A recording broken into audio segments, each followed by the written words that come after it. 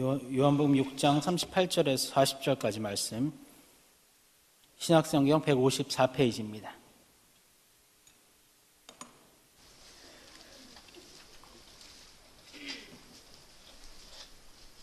요한복음 6장 38절로 40절입니다.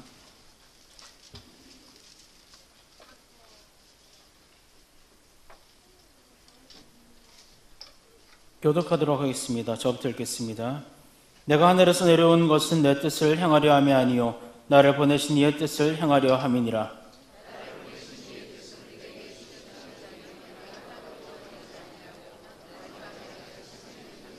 같이 읽겠습니다. 내 아버지의 뜻은 아들을 보고 믿는 자마다 영생을 얻는 이것이니 마지막 날에 내가 이를 다시 살리리라 하시니라. 아멘. 할렐루야. 수요예배 자리 나오신 여러분들을 진심으로 환영하며 주님의 이름으로 축복합니다. 작년 3월 2일에 제가 설교를 했습니다. 그때도 이제 3.1절과 관련해서 하나님의 전신갑주라는 제목을 가지고 이제 말씀을 이제 선포했습니다.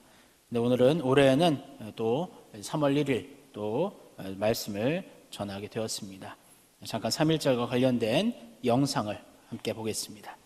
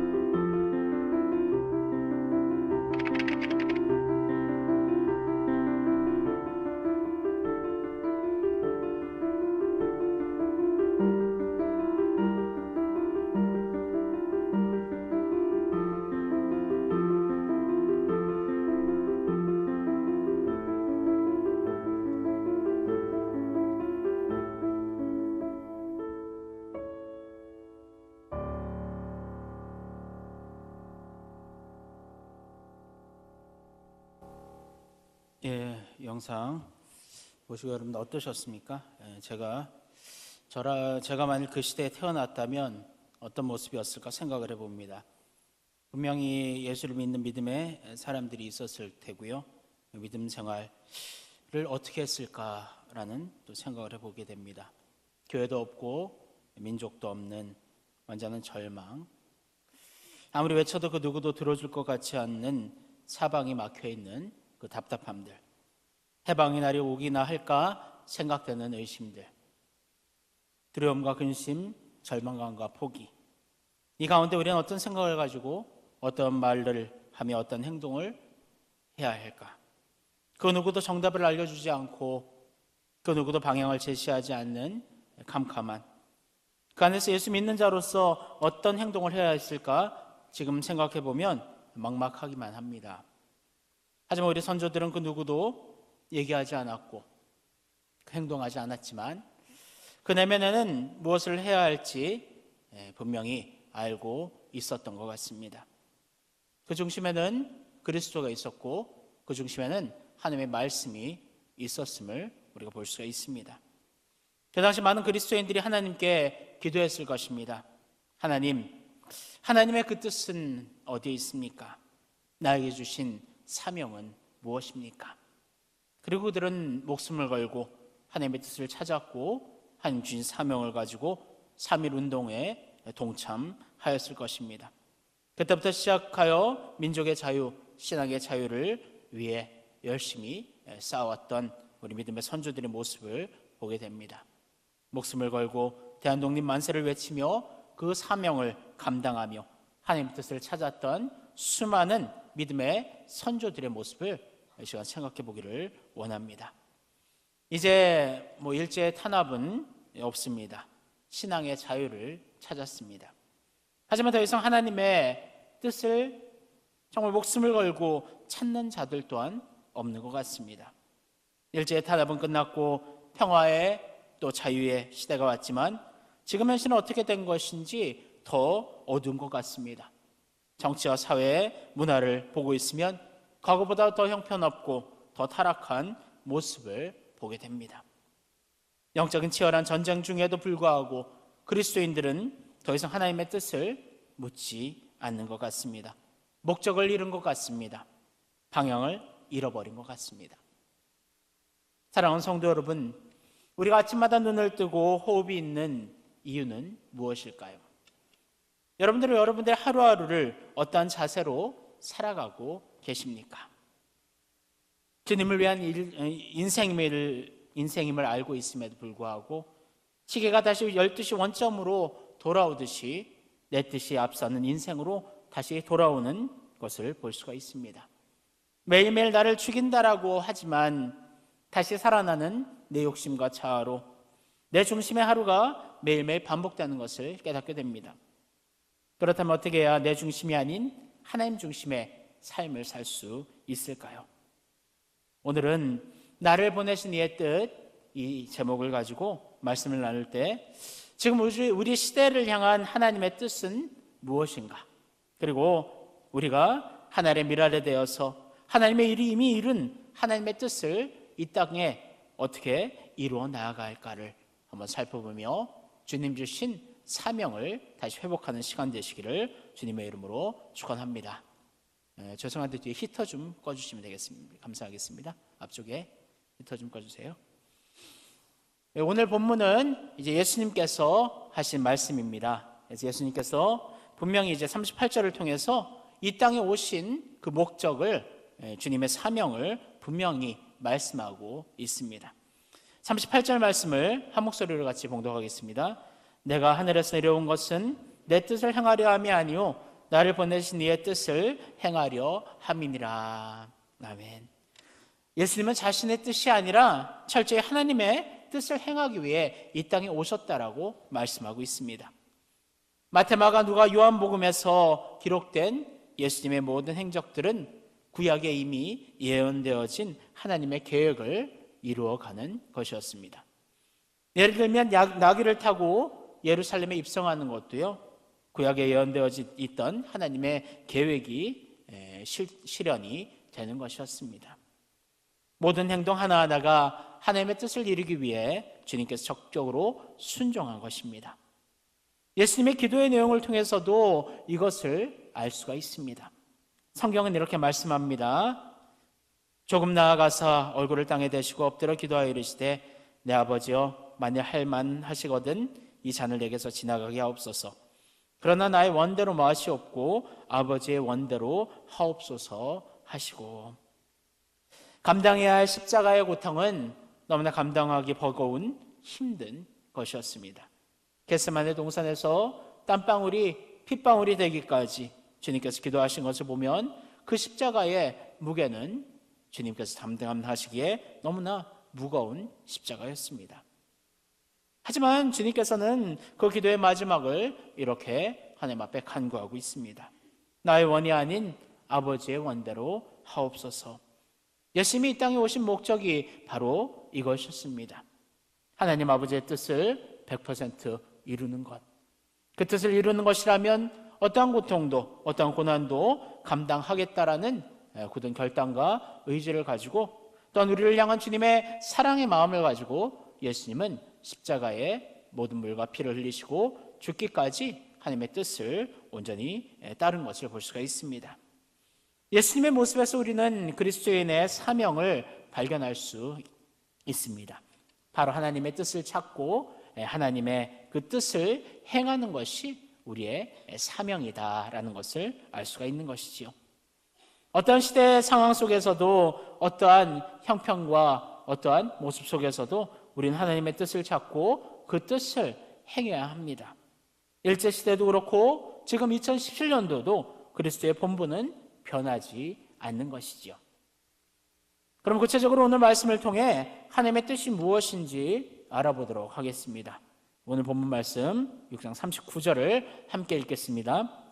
나를 보내신 이의 뜻은 내게 주신 자 중에 내가 하나도 잃어버리지 아니하고 마지막 날에 다시 살리는 이것이라. 아멘. 내게 주신 자 중에 하나도 잃어버리지 않고 마지막 날에 다시 살리는 것이 하나님의 예수님을 보내신 뜻이라는 것이지요. 다시 한번 40절에 강조하죠. 내 아버지의 뜻은 아들을 보고 믿는 자마다 영생을 얻는 이것이니 마지막 날에 이를 내가 다시 살리리라. 하나님께서는 두 번이나 강조하고 있습니다. 하나님께서 예수님을 이 땅에 보내신 그 하나님의 뜻은 바로 하나님의 백성을 구원하시기 위한 그 놀라운 뜻이 있었다는 것이지요. 예수를 믿는 자에게 영생을 주고 그를 다시 살려 부활하게 하는 것. 그래서 천국에 영원히 주님과 함께 사는 것이 하나님의 뜻임을 주님께서는 말씀하고 있습니다. 사람들은 항상 질문을 합니다. 인간이 영생하는 방법이 있는가? 인간이 부활하는 방법이 있는가? 죽음이란 절대적인 인간의 한계를 깰 수 있는 방법이 있는가? 이 물음에 대답할 수 있는 사람은 아무도 없습니다. 아무리 과학이 발달하고요, 문명이 발달하고 의학이 발달한다 하더라도 여전히 죽음의 문제를 해결하지 못하고 있는 것이죠. 이 물음에 대한 해답은 오직 그리스도 예수에게만 있습니다. 하나님은 인간을 창조하실 때 하나님의 형상을 따라 지으셨고 하나님과 교제하면서 살도록 창조하셨습니다. 그러나 인간은 죄를 지음으로 하나님과의 교제가 단절이 되었죠. 그리고 사망의 권세 아래 가두어졌습니다. 하나님과의 단절, 육신의 죽음, 영원한 지옥의 형벌. 사망 선고가 되었고 그 누구도 예외 없이 죽음을 맞이해야 합니다. 성경에서는 분명히 말씀합니다. 사망의 원인, 죽음의 원인은 바로 죄의 값이라고 말씀하죠. 죽음의 문제를 해결하는 방법은 오직 그 죄의 값을 갚는 방법밖에 없습니다. 하지만 죄가 있는 사람은 갚을 수가 없는 것이지요. 또한 인간이 아닌 천사가 갚을 수 있는 것 또한 아닙니다. 오직 죄 없으신 하나님의 아들 예수 그리스도, 예수님만이 그 죄값을 대신 치를 수가 있다고 말씀합니다. 다른 방법이 없습니다. 오직 예수 그리스도를 통해서만 하나님께 나아갈 수 있는 것이지요. 요한복음 14장 6절 말씀을 같이 읽겠습니다. 예수께서 이르시되 내가 곧 길이요 진리요 생명이니 나로 말미암지 않고는 아버지께로 올 자가 없느니라. 아멘. 그렇습니다. 오직 예수님만이 하나님께로 나아갈 수 있는, 천국으로 나아갈 수 있는, 우리의 구원 되실 수 있는 길이라고 말씀하고 있습니다. 아버지께로 갈 수 있는 방법은 오직 십자가에 죽으신 예수 그리스도를 믿음으로 우리는 하나님 품에 나아갈 수 있는 것이죠. 다른 방법은 없습니다.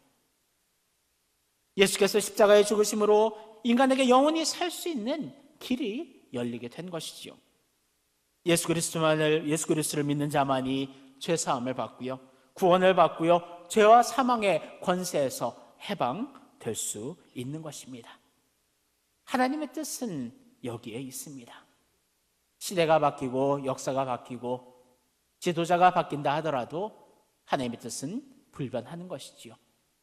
영혼을 구원하고 정말 예수님 다시 오실 그때에 우리가 하나님 나라에 영원히 주님 품 안에 사는 것이 하나님의 우리를 향한, 인생을 향한 하나님의 계획이라고 말씀하고 있는 것입니다. 하나님의 영원한 자녀가 되어 영생을 얻는 것, 이것이 하나님을 우리를 향한 가진 하나님의 뜻이라는 것이지요. 정치가들은 민주주의가 복음이라고 외칩니다. 교육가들은 교육제도의 개선이 복음이라고 외치지요. 사회학자들은 사회제도가 온전히 회복하는 것이 복음이라고 합니다. 의학자는 의학의 발달을 복음이라고 얘기하죠. 하지만 인간의 근본적인 죽음의 문제를 해결하고 인간을 살리는 그 복음은 딱 한 가지, 바로 예수 그리스도임을 기억하기를 원합니다. 이 근본적인 우리를 구원하신 그 이유를 항상 우리는 마음속에 새겨야 될 줄을 믿습니다. 복음을 우리가 받았다면 그 복음을 전하는 것이 또한 우리에게 주신 하나님의 뜻이라고 우리는 기억하기를 원합니다. 우리는 예수님을 믿음으로 말미암아 이제 하나님 안에서 거듭나게 되고 주님의 정말 영광의 도구로서, 하나님의 새로운 피조물로서 우리는 승리의 삶을 살아가게 되는 것이지요. 믿음의 출발은 이 말씀을 그대로 믿는 것에서 시작됩니다. 요한복음 3장 16절 말씀, 암송할 분 암송하시고 같이 봉독하겠습니다. 하나님이 세상을 이처럼 사랑하사 독생자를 주셨으니 이는 저를 믿는 자마다 멸망치 않고 영생을 얻게 하려 하심이라. 아멘. 이 말씀이 우리에게 주신 하나님의 복음이며 하나님의 뜻이라는 것을 기억하기를 원합니다. 하나님의 복음은 이 세상을, 우리 사람들을 사랑하심으로 시작이 됩니다. 우리를 살리시기 위해 독생자 예수 그리스도를 보내셨고, 예수님 우리의 죄를 대신 짊어지시고 십자가에 못 박혀 죽으셨습니다. 그리고 3일 만에 다시 부활하셔서 우리에게 부활의 소망을 주셨고, 지금은 저 천국에서 우리의 길을 예비하시며 나중에 하나님의 때가 될 때에, 땅끝까지 복음이 전해질 때에 온전히 예수님께서는 심판주로 이 땅에 다시 오실 것입니다. 주님은 지금 저 천국에서 우리를 변호하고 계시며 우리를 온전히 우리의 길을 인도하고 계십니다. 말씀을 같이 봉독하겠습니다. 누가 정죄하리요? 죽으실 뿐 아니라 다시 살아나신 이는 그리스도 예수시니 그는 하나님 우편에 계신 자요 우리를 위하여 간구하시는 자신이라. 아멘. 누구든지 예수님을 믿으면 구원을 얻습니다. 그래서 우리는 죄를 지었어도 예수 그리스도의 보혈의 공로를 의지하며 회개할 때에 언제든지 우린 주님의 용서를 받을 수가 있는 것이지요. 우리가 이제 예수님을 믿고 원죄의 굴러에서 벗어났다 하더라도 계속해서 죄의 성품들이 우리 안에 있기에 우리는 살아가면서 죄를 지을 수밖에 없는 연약한 죄인입니다. 그 죄를 회개하며 평생 성화의 과정을 우리는 거치게 되는 것이지요. 우리가 의인이라 칭함을 받을 수 있는 것은 예수 그리스도의 보혈의 옷을 우리가 입고 있기 때문입니다. 천국에 들어가면 우리는 영화됩니다. 그곳에는 죄, 고통, 눈물, 두려움이 사라지죠. 영원히 하나님과의 교제가 이어지며 하나님의 통치 아래에서 영원히 하나님과 사는 것입니다. 오늘날 인간은 엄청난 문화적 혜택을 누리며 살아가고 있지만 실질적인 죄의 문제들은 여전히 해결되지 않습니다. 좋은 음식을 먹고 안락한 침대에서 잠을 잘지라도 인간의 내면의 고통과 갈등들, 좌절과 불안들, 죄악과 그 타락은 전혀 해결되지 않습니다. 이것은 바로 문화가, 철학이, 물질이, 명예가 인간을 행복으로 이끌 수 없으며 회복시킬 수 없음을 증명해 주는 것입니다. 이러한 죄와 죽음의 문제를 예수 그리스도께서 해결해 주신 것이지요. 그래서 우리로 하여금 원초적인 우리 인간 내면의 고통과 죽음의 두려움에서 벗어나 영원한 생명에 대한 소망을 품게 하셨습니다. 영원한 생명은 죄의 문제가 완전히 해결되었을 때에만 주어지는 선물이지요. 죄에서 해방되는 이 구원은 예수 그리스도에게만 있다고 말씀하고 있습니다. 사도행전 4장 12절 같이 읽겠습니다. 다른 이로서는 구원을 받을 수 없나니 천하 사람 중에 구원을 받을 만한 다른 이름을 우리에게 주신 일이 없음이라 하였더라. 아멘. 하나님은 인간의 구원을 위해 그 어떠한 조건도 요구하지 않습니다. 구원은 하나님 편에서 인간에게 주신 일방적인 은혜라고 성경은 말씀하고 있습니다. 에베소서 2장 8절 9절 말씀 같이 봉독하겠습니다. 너희는 그 은혜에 의하여 믿음으로 말미암아 구원을 받았으니 이것은 너희에게서 난 것이 아니요 하나님의 선물이라. 행위에서 난 것이 아니니 이는 누구든지 자랑하지 못하게 함이라. 아멘. 구원은 철저한 하나님의 은혜입니다. 구원에 우리의 행위 공로가 0.00001%라도 개입이 되어 있었다면 그 누구도 구원받을 수가 없는 것이지요. 하나님께서는 어떤 조건으로 구원받은 자를 정하신 것이 아닙니다. 전적인 하나님의 선택이요 하나님의 은혜라는 것을 우리는 기억하기를 원합니다. 로마서 5장 8절입니다. 같이 읽겠습니다. 우리가 아직 죄인 되었을 때에 그리스도께서 우리를 위하여 죽으심으로 하나님께서 우리에 대한 자기의 사랑을 확증하셨느니라. 아멘. 우리가 죄인이기 때문에 그때는 용서받아야 된다는 것도 알지 못했고 하나님을 알지 못했지요. 그때에도 하나님은 이미 예수 그리스도를 우리에게 계획하셨고 2000년 전에 이 땅에 우리에게 보내주셔서 십자가에 죽게 하셨습니다. 바로 그 사실을 사실로 받아들이고 예수님은 나의 구주임을 온전히 고백하며 우리가 주님을 안에서 예수 그리스도를 믿으면 우리는 구원을 받는 것입니다. 세상은 예수 그리스도를 죽은 자로 대했습니다. 당시 분봉왕이었던 헤롯은 죽여 없어야 할 자로 예수님을 여겼고요.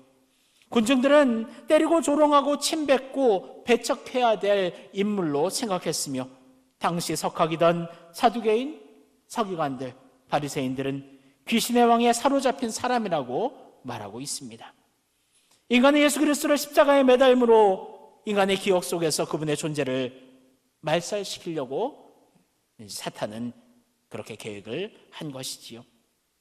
갈라디아서 3장 13절 나무에 달린 자마다 저주 아래에 있는 자라고 기록하고 있습니다. 그래서 예수님이 십자가에 달렸을 때 그를 따르던 제자들도 다 그분을 부인하고 떠나게 된 것이지요. 그 십자가 위에 하나님까지도 하나님 아버지도 예수님에게 모든 죄를 전가시키고 하나님도 예수님을 버리신 것이지요. 하지만 예수 그리스도의 그 십자가의 죽음으로 말미암아 하나님의 놀라운 구속의 계획이 온전히 이루어진 것입니다. 우리의 모든 죄악을 예수님께 담당시키시사 사탄도 알지 못했어요. 그 계획을 그 누구도 알지 못했습니다. 오직 하나님 아버지만 아셨고 하나님께서는 그 계획을 실현시키셨고 이루셨고 하나님의 뜻을 완성하신 것이지요. 그리고 지금은 성령의 시대입니다. 예수님은 성령을 우리에게 선물로 주셨고요. 성령님을 통해서 우리는 계속해서 그리스도를 온전히 증거할 수 있으며 복음을 붙들 수가 있는 것이지요. 예수 그리스도는 하나님 아버지의 일을 하시고 성령님은 예수 그리스도의 일을 하시며 이제 성령님을 통해서 우리가 먼저 구원받은 우리들이 하나님의 그 뜻을 이루어 가고 있다는 것을 기억하기를 원합니다.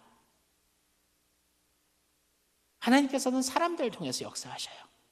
그래요. 하나님께서 그냥 쉬운 방법이 있죠. 하늘에 번개를 치시면서 내가 하나님이다. 그 음성을 전 세계 사람들에게 들려주면 하나님을 두려워하고 믿을 것입니다. 하지만 하나님은 그 방법을 사용하지 않으십니다.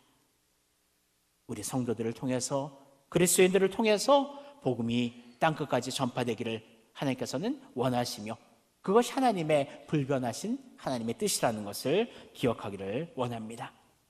내 자신의 취약함을 알고 정말 주님의 안에서 구원받은 기쁨을 아는 자만이 하나님의 이 뜻을 이루어 나아갈 수가 있는 것입니다.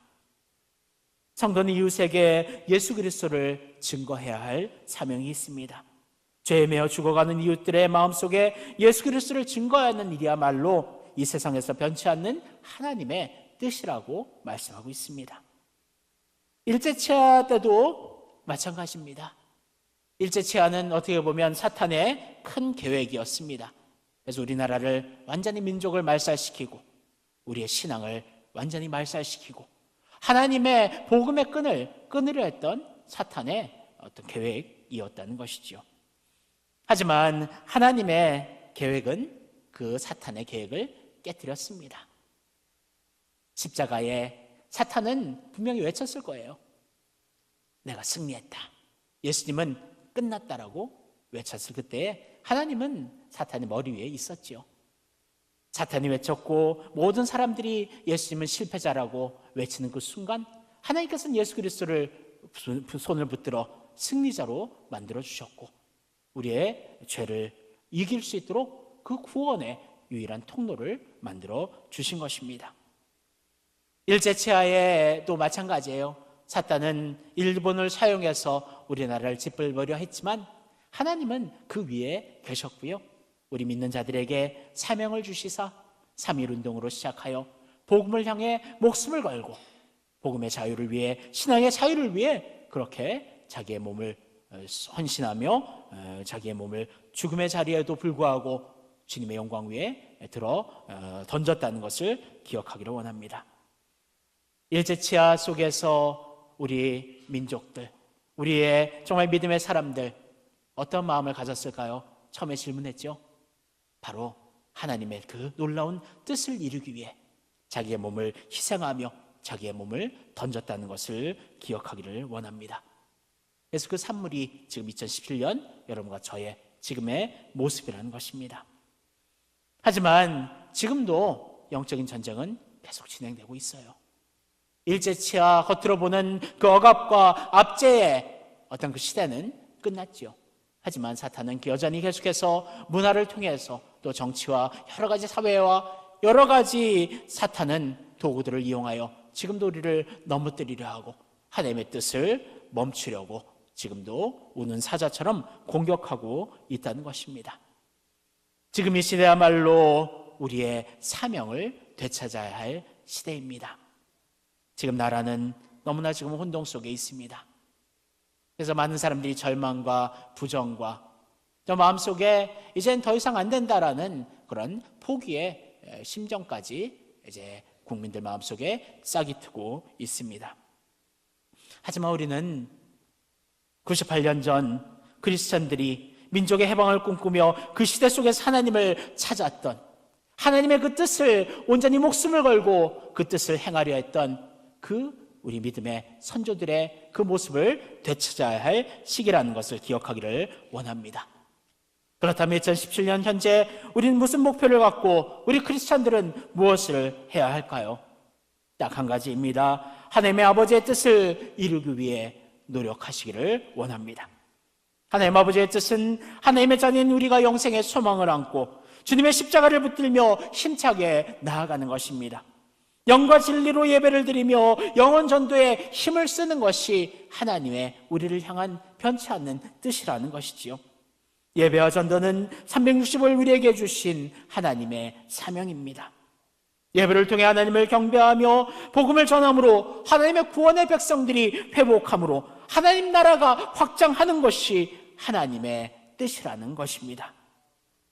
공예배 참석운동의 시작도 그렇습니다. 이제 다음 주부터 시작되지만 이것이 어떤 우리 개인의 어떤 만족과 개인의 어떤 복을 위해서 예배를 우리가 참석하라고 말씀하는 것 아닙니다. 예배야말로 하나님의 이름을 높이며 하나님을 경외하는 그냥 가장 첫 번째이고 가장 중요한 것이기 때문에 하나님의 영광을 위해 하나님의 뜻인 이 예배를 온전히 드려야 할 사명이 우리에게 있다는 것입니다. 제가 요즘 신방을 다니면서 강조하는 것이 있어요.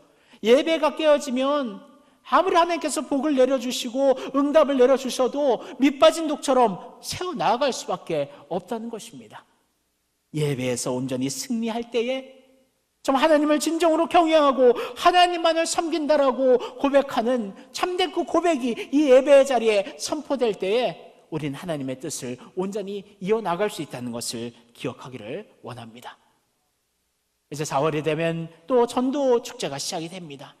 전도도 마찬가지입니다. 우리가 내적으로 모여서 하나님 앞에 예배를 드린다면 외적으로 나아가서는 복음을 전하며 하나님의 나라를 확장하는 것이 하나님의 우리를 향한 하나님의 뜻이며 계획이라는 것을 기억하기를 원합니다. 예수님 다시 오실 그날까지 땅끝까지 복음을 전하는 것이 하나님의 온전한 뜻이라는 것이지요. 말씀을 맺겠습니다. 사랑하는 성도 여러분, 아까 영상에 봤듯이 그렇게 수많은 우리 그리스도인들이 투옥이 되며 하자만 목숨을 걸고 하나님의 뜻을 이루기 위해서 그렇게 뛰어들었던 그들의 모습을 생각하기를 원합니다.